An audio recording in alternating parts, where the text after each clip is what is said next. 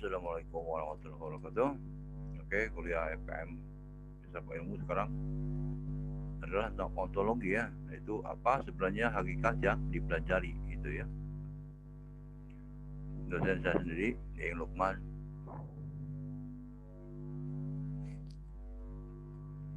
Ontologi ya, merupakan salah satu kajian filsafat yang paling kuno dan berasal dari Yunani. Studi tersebut membahas keberadaan sesuatu yang bersifat konkret. Tokoh Yunani yang memiliki pandangan yang bersifat ontologis dikenal sebagai Thales ya, Plato dan Aristoteles.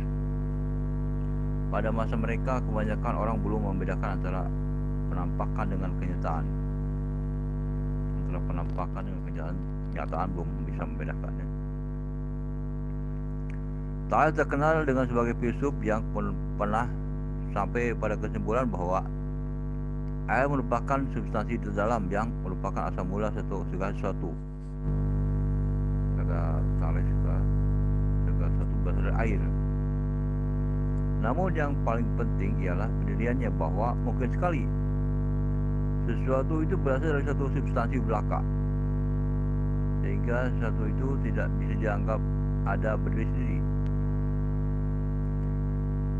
Hakikat kenyataan atau realita memang bisa didekati dengan ontologi ya, yaitu dengan dua macam sudut pandang. Bisa kuantitatif, yaitu dengan mempertanyakan apa kenyataan itu tunggal atau jamak, dan kualitatif, yaitu dengan mempertanyakan apakah kenyataan dan realitas tersebut memiliki kualitas tertentu, seperti misalnya daun yang memiliki warna kehijauan, bunga mawar yang berbau harum.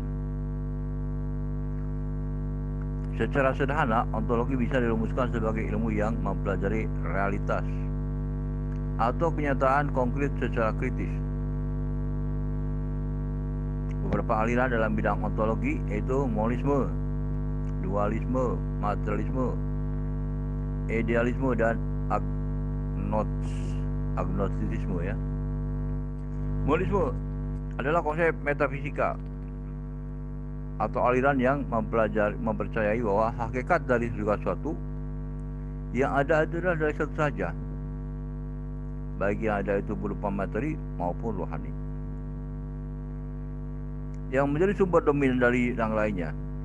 Para filosofi pra-Sokrates seperti Thales, Demokritos, dan Anaximander termasuk dalam kelompok monisme. Selain juga Plato dan Aristoteles. Sementara filosof modern seperti Immanuel Kant dan Hegel adalah penerus kelompok monisme, terutama pada pandangan idealisme mereka. Ontologi merupakan salah satu di antara lapangan-lapangan penyelidikan filsafat yang paling kuno.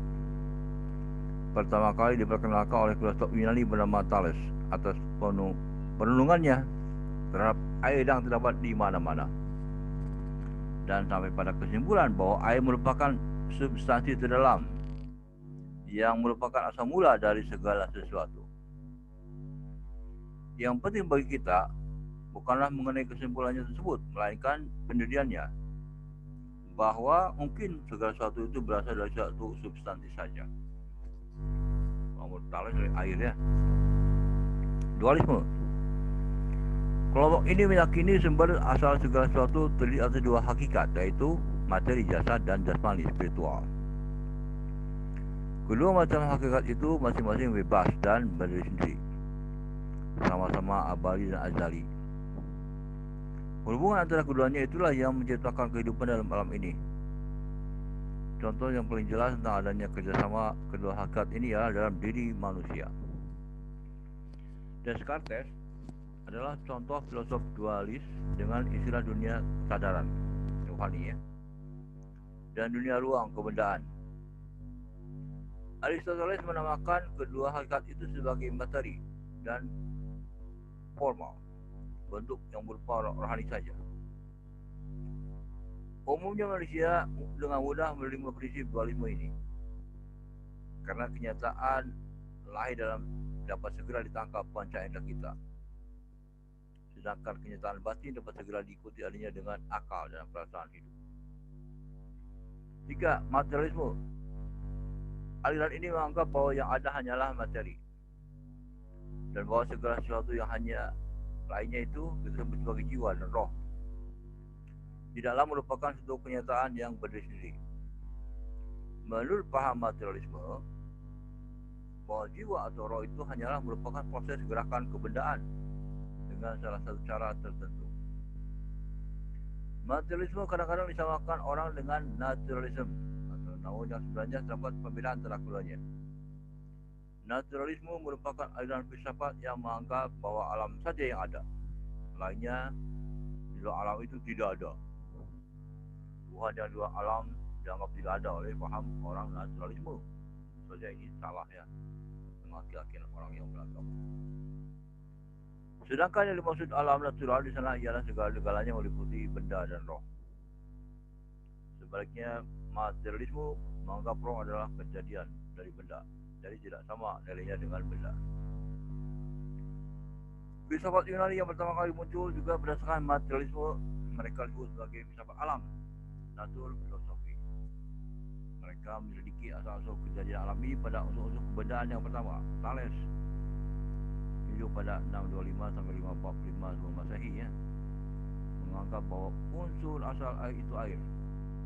Anaximandros 610 sampai 545 sebelum Masehi menganggap bahwa unsur asal itu opeiron, yakni sesuatu yang unsur yang tidak terbatas.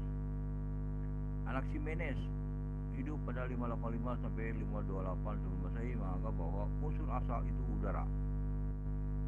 Dan tokoh yang terkenal dari aliran ini adalah Demokritos 460 sampai 360 sebelum Masehi menganggap bahwa hakikat alam itu merupakan atom-atom yang banyak jumlahnya terdapat dihitung dan sangat halus. Atom-atom itulah yang menjadi asal terjadi peristiwa alam. Pada Demokritos inilah tampak pendapat materialisme klasik yang lebih tegas. 4. Idealisme ya. Idealisme merupakan lawan dari materialisme yang juga dinamakan spiritualisme. Aliran ini menganggap bahwa hakikat kenyataan yang beraneka warna itu semua berasal dari roh, sukma ya, atau yang sendiri dengan itu. Intinya sesuatu yang tidak berbentuk dan yang tidak menempati ruang, gaib. Menurut aliran ini, materi atau zat itu hanyalah satu jenis dari pada penjelmaan roh. Alasan yang terpenting dari aliran ini adalah manusia menganggap roh lebih berharga, lebih tinggi nilainya dari materi bagi kehidupan manusia. Roh dianggap sebagai hakikat yang sebenarnya, sehingga materi hanyalah badannya, bayangan atau penjelmaan saja. Agnostisisme. Pada intinya, agnostisisme adalah paham yang mengingkari bahwa manusia mampu mengetahui hakikat yang ada, bagi yang berupa materi ataupun yang rohani. Aliran ini juga menolak pengetahuan manusia tentang hal yang transenden yang gaib. Contoh paham agnostisisme adalah para filosof eksistensialisme seperti Jean-Paul Sartre yang juga seorang ateis.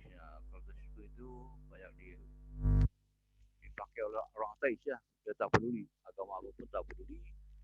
Dia mengakui adanya agama, mengakui adanya Tuhan, tapi dia tak peduli. Adalah agnostisisme. Sartre menyatakan bahwa tidak ada hakikat ada manusia itu, tapi ada adalah kebendaan. Di agnostisisme kalau dibilang dia yang gaib-gaib dia tak mau peduli ya. Agama bagi dia gaib, apa peduli. Terserah orang mau agama apa, terserah ya. Maka dia sendiri tidak beragama ateis. Oke, latihan jawab di komen YouTube ini ya. Apa dimaksud dengan monisme? Apa yang dimaksud dengan agnostisisme? Apa yang dimaksud dengan idealisme? Apa yang dimaksud dengan materialisme? Apa yang dimaksud dengan dualisme? Oke, jawablah. Kita jumpa lagi minggu depan. Assalamualaikum.